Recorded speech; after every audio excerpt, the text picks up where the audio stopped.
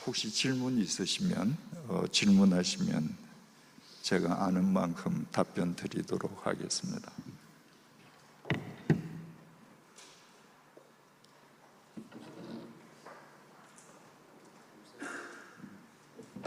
말씀하십시오. 좋은 강의 해주셔서 감사합니다. 처음 뵙습니다. 지금 목사님이 말씀하신 한국 세태 원인 세 가지가 은퇴하시고 깨달은 것은 아니실 것이고, 그동안의 책이라든지 그런 것들을 통해서 보면 목회하시는 중에 그런 고민을 가지고 목회를 하셨고, 그런 진단의 일부가 목회 중에 있으셨을 텐데,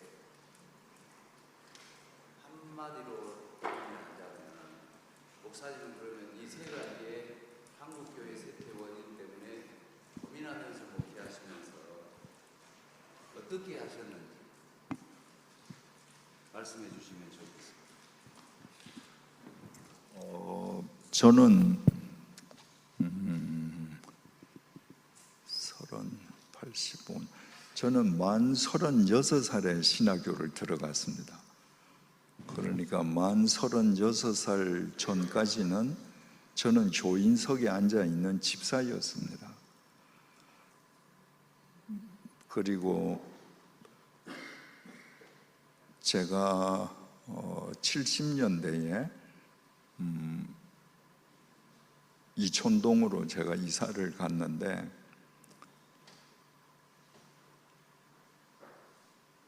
그때 제가 사업을 하고 있을 때였는데,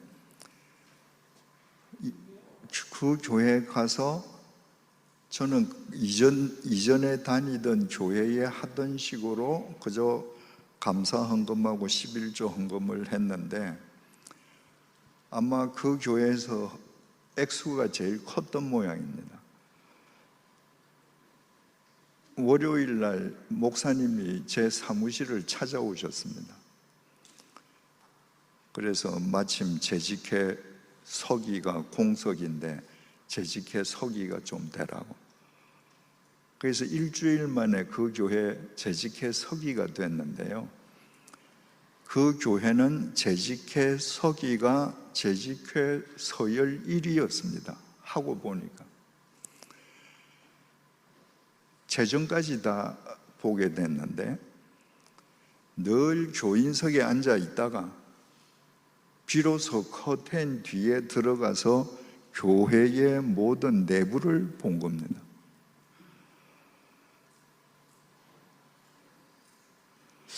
왜 목사님들이 이렇게 할까? 목사님들은 이렇게 하면 안 되지 않을까?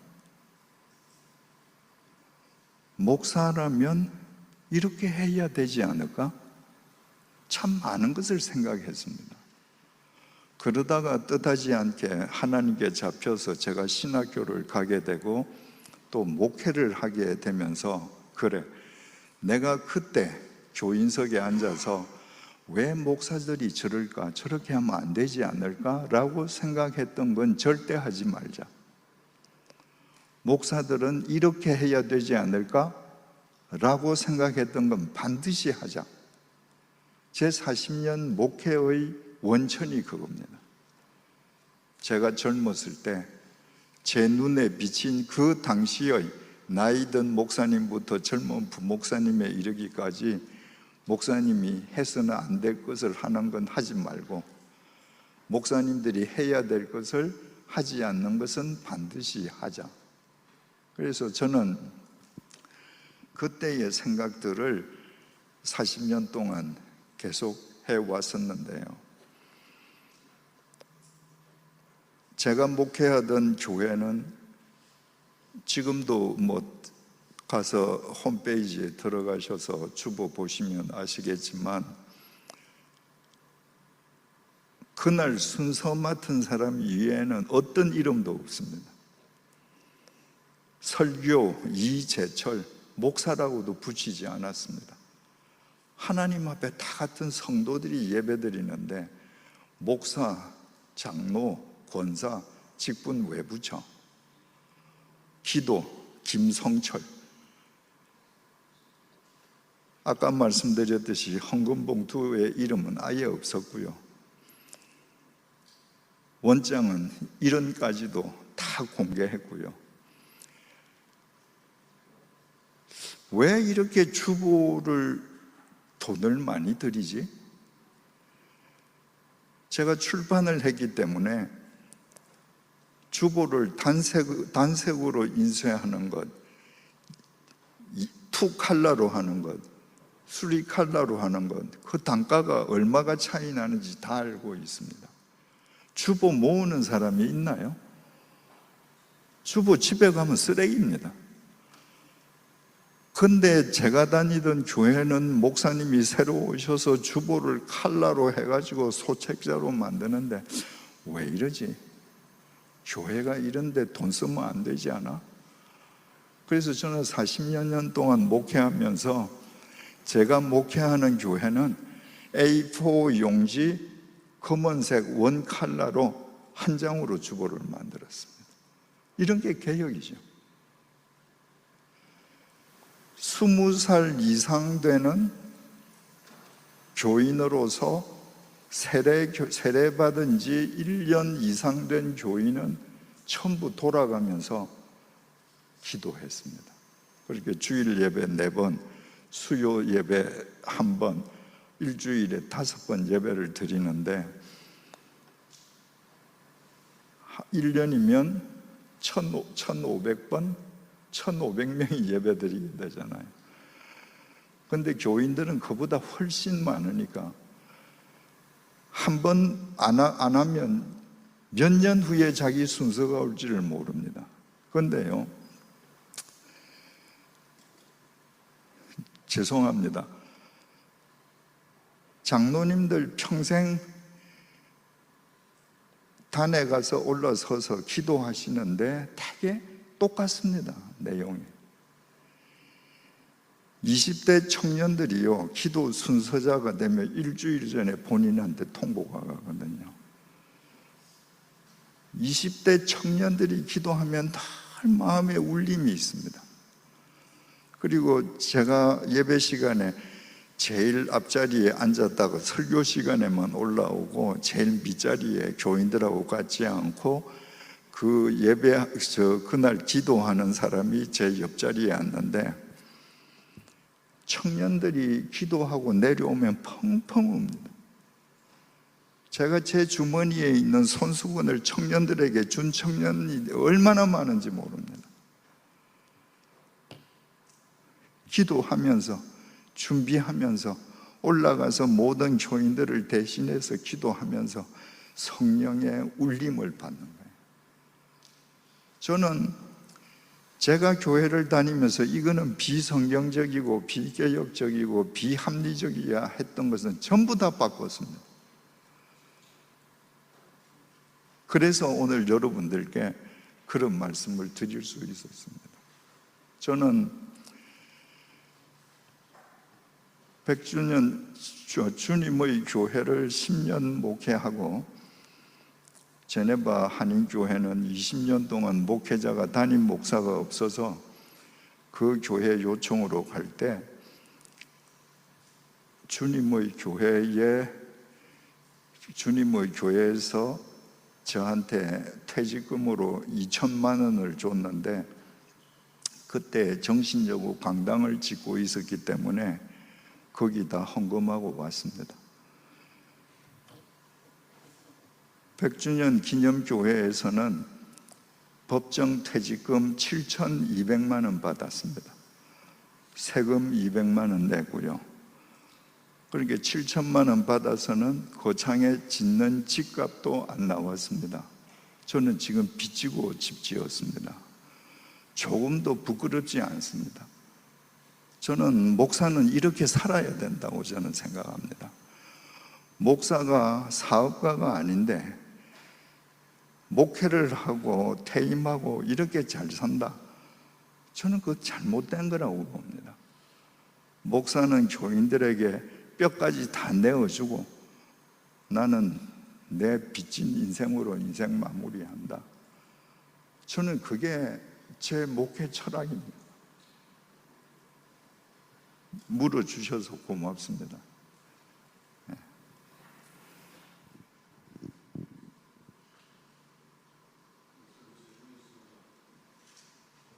말씀하십시오.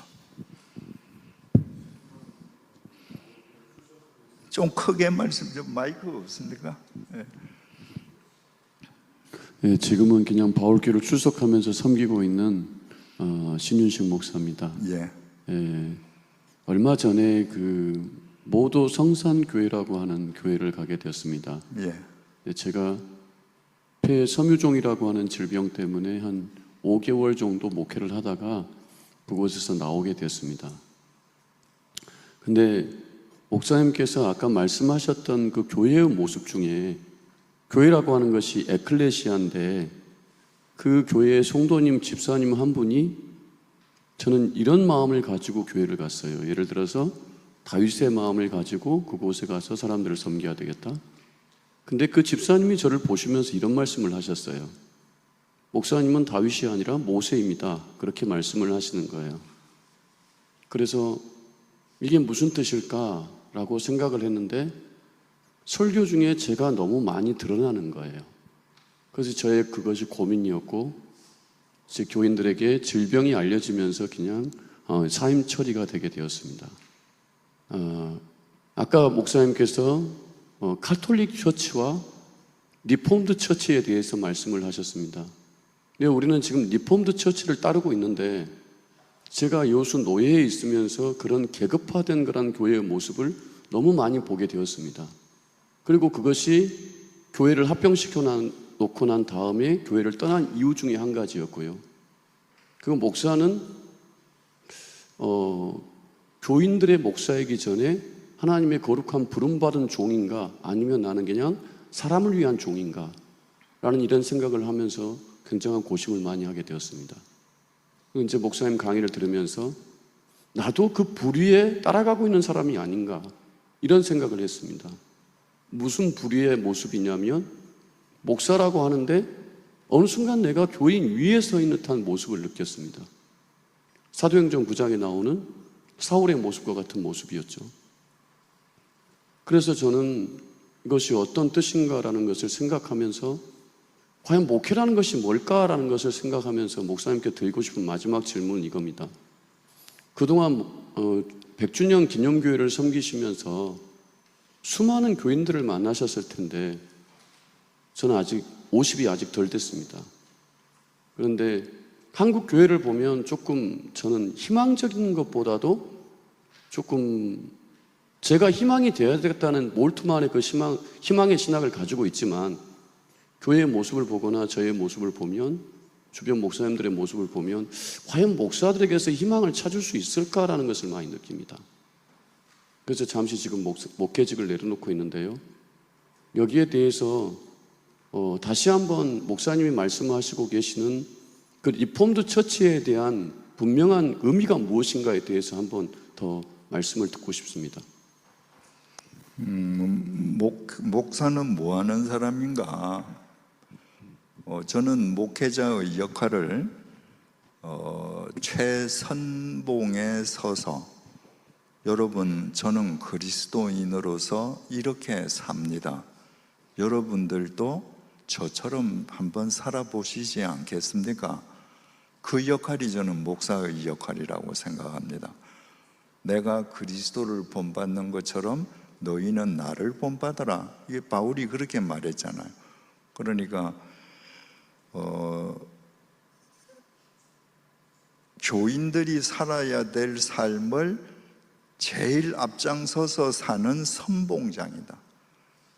그래서 그 삶을 보고 교인들 중에 용기 있게 삶을 바꾸는 사람이 있는 거죠. 개혁교회라고 하는 것은, 가톨릭은 고착교회입니다. 교황을 중심으로 한 그 체제. 이번에 미국 신부님이 교황이 되셨는데 가난한 사람의 이웃이다, 뭐 이렇게 언론들이 칭송을 합니다. 그런데 그분은 왕관을 쓰고 취임하셨습니다. 저는 그런 이율 배반이 받아들여지지 않습니다. 어떻게 빈자의 이웃이 왕관을 쓰고 취임을 하나요? 그러니까 그 고착됐기 때문에 바뀌지 않습니다. 칼빈은 리폼드 처치를 만들면서 개혁된 교회는 날마다 개혁되어야 한다. 가톨릭은 교황을 무오류의 사람으로 설정했습니다. 저분은 죄인이 아니에요. 하나님의 대리인이에요. 그러니까 저분 하라는 대로 하면 돼요. 칼빈은 우리가 다 죄인이라는 걸 알았습니다. 교회는 사람들의 모임이기 때문에 우리가 모여서 오늘 개혁했다 하더라도 죄성을 가진 인간은 내일 그것을 자기에게 유익한 대로 이용해요. 그래서 개혁된 교회는 날마다 개혁되어야 한다. 그것이 칼빈의 사상이었습니다.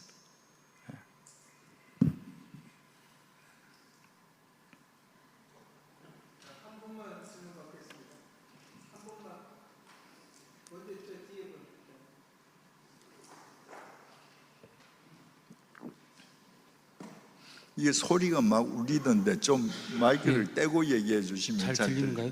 예. 교회 세습에 대해서 좀 여쭤보려고 하는데요. 자세한 건 말씀드리기가 힘든데 굉장히 이 문제가 제 자신에게도 또 주위의 그 목회자들에게도 참 좋지 않은 영향을 미치고 교회 세습을 통해서 교회가 계속 이제 분리되는 거죠.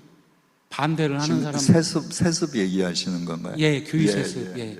교회 세습을 반대해서 나오고 그리고 교회가 자꾸 생기는 거예요.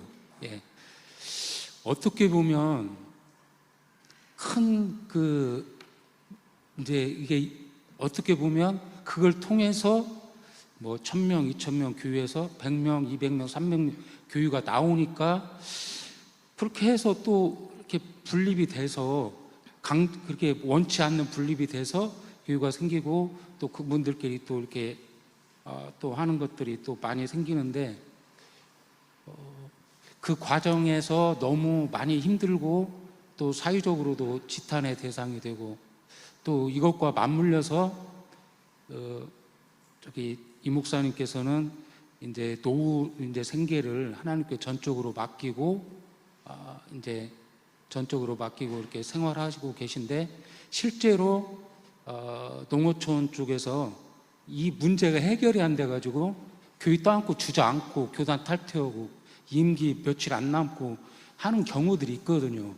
그리고 통폐합하고 다 아시겠지만 1억, 2억 돈 그 원래 교회 목사님한테 그 은퇴하시는 분한테 지불하고 거기에 이제 또 들어가는 거죠. 참 이게 근데 무 자르듯이 이게 참 그 연령도 되게 막 요새는 80, 90, 100세까지 사시니까 그런 말씀들도 다 하시는 거예요. 생활이 너무 힘들고. 예. 그래서 이게 또 이중증 문제하고도 관련이 있는데 그 생활인, 하나의 생활인과 또 목회자의 소명, 밸런스를 못 맞추고 무리를 일으키는 분들이 이제 은퇴를 앞두고 많지는 않겠죠. 그렇지만 제 주변에 좀 꽤 계신데 그러니까 생활인과 목회자의 소명인 그 목회자로서 그 밸런스를 맞추는 거 그리고 여기에 이 교회 세습 문제를 어떻게 해야 될지 3, 40명 5, 60명은 아무 문제가 없는 거예요. 노유 지방의회에서 그냥 묵인하면 되니까. 근데 1000명, 2000명 이런 데는 시골에서도 상당히 문제가 되고 뉴스거리가 되고 그러는데 2, 30명, 3, 40명은 괜찮고 1000명, 2000명 안 되는가 이런 고민이 있어서 좀 정리가 잘 안 되는데 목사님의 고견을 여쭙습니다. 저는 모든 해답은 성경에 있다. 세습을 주장하시는 분들이 주로 인용하는 성경은 구약입니다. 구약을 인용해서 교회를 세습할 수 있다고 주장하신다면 그분은 지금 예수님께 예배 드리지 말고 주일날 강단에서 소를 잡아서 피를 뿌려야 합니다. 창세기부터 요한계시록까지 성경은 어린아이가 어른이 되는 것처럼 성장해 갑니다.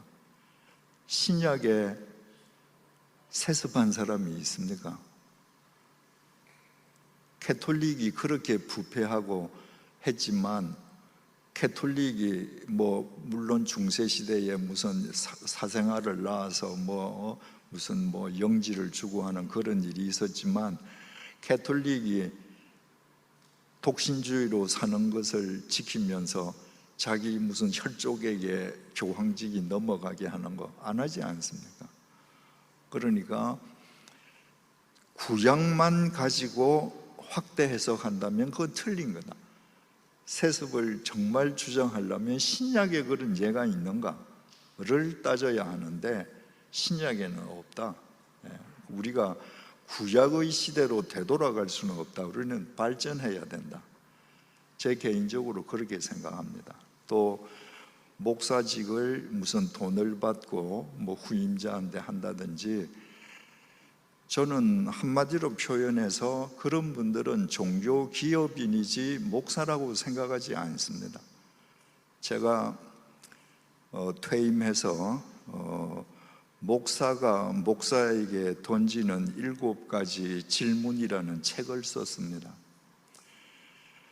제가 목회를 하면서 조그만 개척교회 목사님부터 대형교회 목사님까지 수많은 목사님들을 뵀는데 그때마다 제 마음속에 끌어오르는 질문들이 있었습니다. 그 질문들 가운데의 하나가 나는 하나님의 심판을 믿고 있는가? 나는 목사가 목사직을 다른 사람에게 돈을 받고 팔고 하는 그분들은 나는 하나님을 믿지 않고 더더구나 하나님의 심판을 믿지 않는 분이라고 생각합니다. 언젠가 하나님 심판대 앞에 설 때 굉장히 후회하실 것입니다.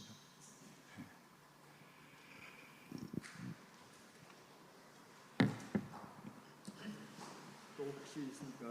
아까 4시까지 네, 54분인데 또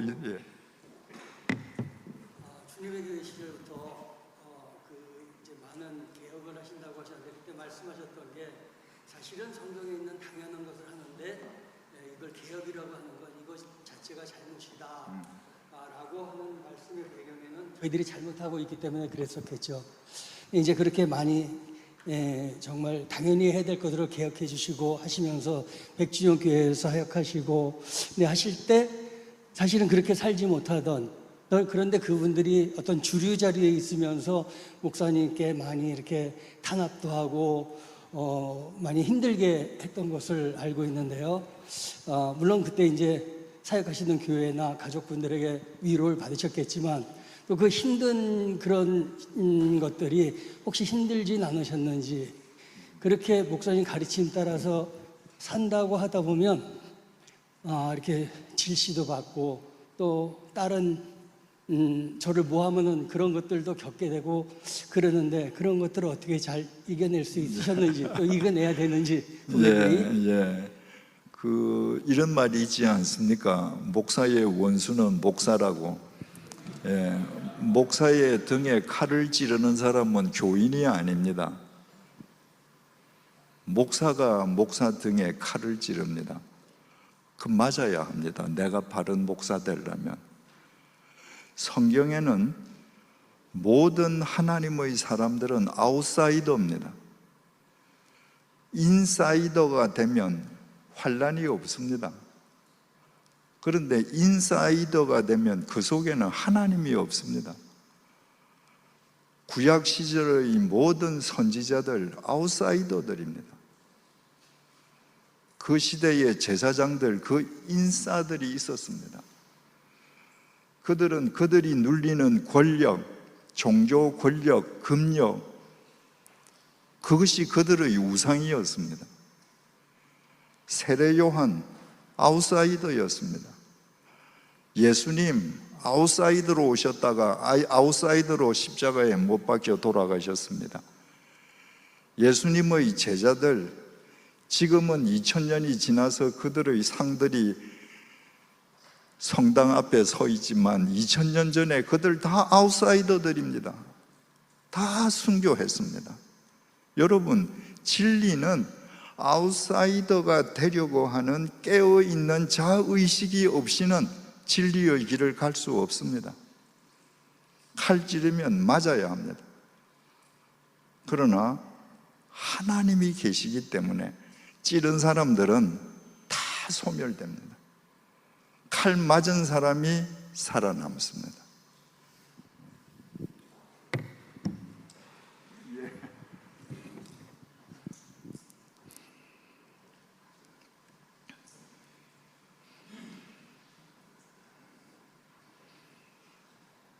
목사님 좋은 말씀 너무 감사드립니다. 세종시에서 왔고요.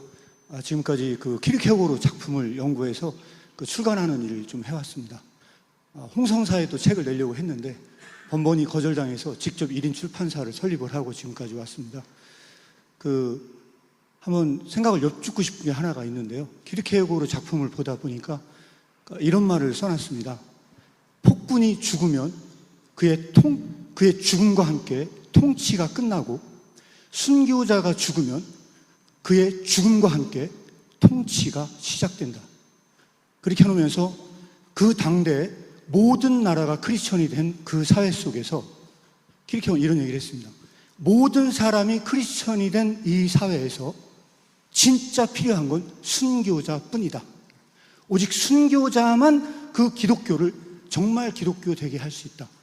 그 얘기를 하면서 결국은 모든 나라가 크리스천이 된 이곳에서 진짜 믿음을 보기가 더 어렵다. 결국은 진짜 기독교는 마이너리티다. 이렇게 얘기를 했거든요. 오늘 여기서 많은 분들이 이 말씀을 들었고 저도 많은 감동을 받았습니다. 그런데 만약 그 말이 사실이라면 목사님께서 아무리 그 말씀을 떠들어대도 왠지 그걸 지키는 사람은 항상 소수일 것 같은 그 생각 때문에 굉장히 좀 괴로웠던 적이 있다가 어차피 이 길을 가려면 그냥 아무도 안 가는 길을 가야 하는 건가? 하는 사실 그런 고민을 하게 됐거든요. 이 부분에 대한 좀 생각을 마지막으로 한번 좀 여쭙고 싶어서 꺼내 들었습니다. 키르케고르의 그 귀한 말씀을 아주 결론으로 들려주셔서 고맙습니다. 저는 젊은 목회자들이나 신학도로부터 많은 편지와 메일을 받았습니다. 내가 지금 몸담고 있는 교회가 목사님이 성경대로 하지 않는다는 겁니다. 신학교가 썩었다는 겁니다. 교수님들이 성경대로 가르치지 않는다는 겁니다. 어떻게 해야 되는가? 뒤집어 엎어야 되는가? 제가 그 젊은이들에게 쓴 답은 늘 동일합니다. 성경을 봐라. 창세기부터 요한계시록까지 한 어느 시대에 모든 사람들이 다 하나님 앞에서 바른 신앙인으로 섰다고 하는 데가 단 한 번이라도 있었는가? 없다. 성경은 두 흐름이 있는데 하나님을 믿는다고 하면서 자기 좋은 타락의 흐름으로 가는 사람들이 대다수고, 하나님을 믿는다고 하면서 정말 믿음의 흐름을 쫓는 사람은 소수인데 항상 소수가 역사를 바꾼다는 것, 이게 성경의 핵심이다.